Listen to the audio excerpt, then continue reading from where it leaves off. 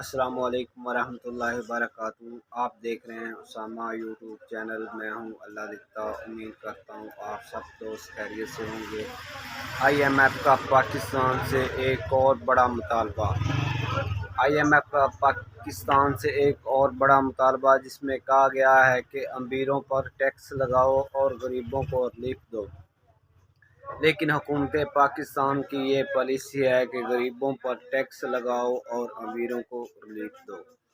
لیکن اس وقت جو IMF کا مطالبہ ہے، اس پر عمل نہ کیا تو حکومت پاکستان کو 1 روپیہ بھی نہیں ملے گا۔